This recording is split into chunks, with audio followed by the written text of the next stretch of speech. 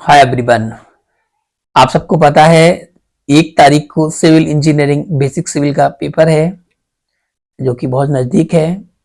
अब सभी को के मन में एक डाउट आ रहा है, क्या पढ़ें, कैसे पढ़ें, कहाँ से शुरू करें, यूनिट वाइज पढ़ें, थ्योरी पहले पढ़ें, न्यूमेरिकल पहले पढ़ें, क्या पढ़ें। तो आज ये सारे क्वेश्चंस के डाउट में सॉल्व करता हूँ आपके सामने।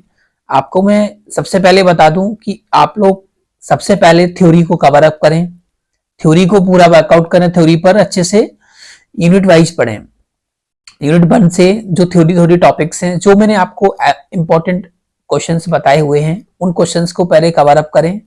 इंपॉर्टेंट क्वेश्चंस यूनिट वाइज पहले पढ़ लें, थ्योरी वाले क्वेश्चंस सारे थ्योरी पहले पढ़ लें।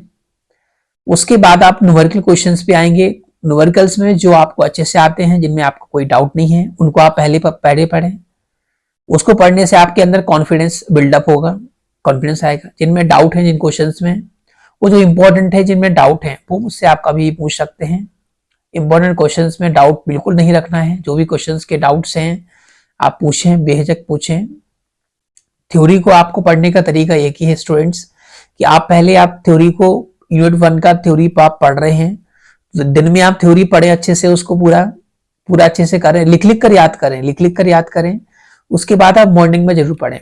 मॉर्निंग में आप जब भी सो के उठते हैं, नाश्ता पानी करते हैं, सुबह उसको थ्योरी को रिवाइज जरूर करें, क्योंकि आज दिन का पढ़ा हुआ आज मॉर्निंग में आप नहीं पढ़ोगे तो वो आपको भूल जाएगा। मेमोराइज करने के लिए आपको थ्योरी को मॉर्निंग में बेटा जरूर पढ़ना है, बहुत इंपॉर्टेंट है मॉर्निंग में पढ़ना। और ध्यान रखिएगा, इसी तरह से यूनिट 2 का काम करना है आपको। दिन में थ्योरी पढ़ो, मॉर्निंग में रिवीजन करो उसका, फिर यूनिट 3, यूनिट 4, यूनिट 5 सिमिलरली इसी तरीके से आपको 5 यूनिट्स की थ्योरी कवर अप करनी है। वो इंपॉर्टेंट जो क्वेश्चंस है उनको पहले आपको करना है, उसके बाद आपके पास टाइम रहता है तो अदर क्वेश्चंस को आप कवर अप करें।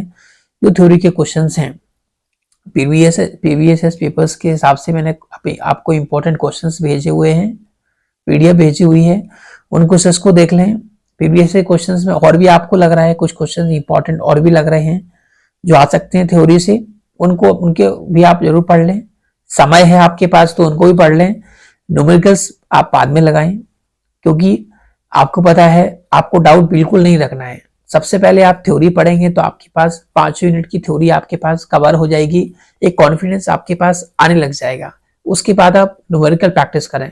न्यूमेरिकल की प्रैक्टिस रात में करें, शाम को 8 से 7 से 11, 7 से 12, 6 से 10 जो भी आपका है, न्यूमेरिकल प्रैक्टिस आप रात में करें, क्योंकि रात में आपको पता है थ्योरी में नींद आती है, बोरियत होती है।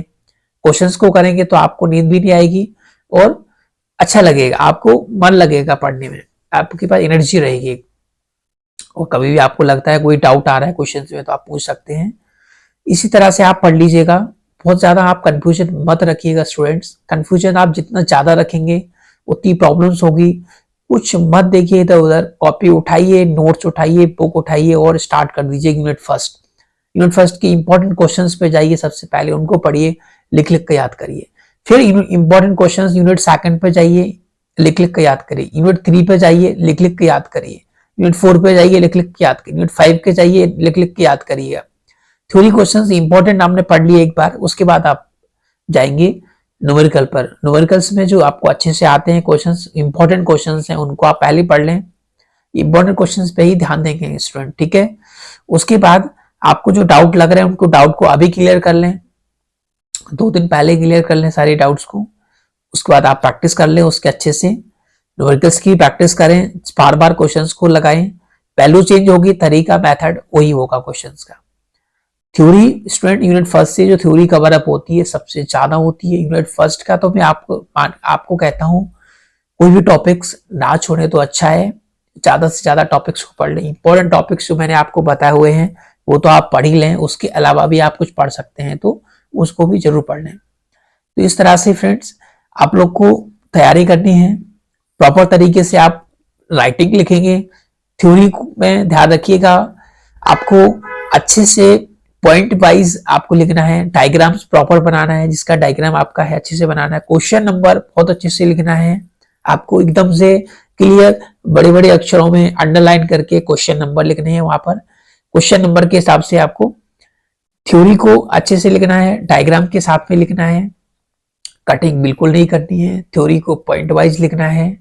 उसके बाद हर एक क्वेश्चंस को आपको नेक्स्ट पेज से ही स्टार्ट करना है। क्वेश्चन नंबर 1 का ए है तो 1 का भी नेक्स्ट पेज से लिखेंगे आप। इस तरह से आप लोग डालिएगा, क्योंकि आपको पता है स्टूडेंट क्या करते हैं, बीच में आधा पेज छोटा है उसमें क्वेश्चन नंबर डाल दिया, वो क्वेश्चन डाल लिया, लेकिन एग्जामिनर को जो आपका वैल्यूएशन कर रहा है, कॉपी चेक कर रहा है, उसको वो क्वेश्चन नंबर आपका नहीं दिखा और कंटिन्यूअस वो सॉल्व करता गया। उसको पता है कि क्वेश्चन नंबर 1 का ये 7 मार्क्स का है, तो दोनों क्वेश्चन आपके 7 मार्क्स में ही वैल्यूएट हो गए बाय मिस्टेक। समझ रहे हो? इस चीज का ध्यान रखिएगा, आपको हर एक क्वेश्चन को नेक्स्ट पेज से ही स्टार्ट करना है। तो ये कुछ टिप्स थे आपके लिए एग्जाम के लिए।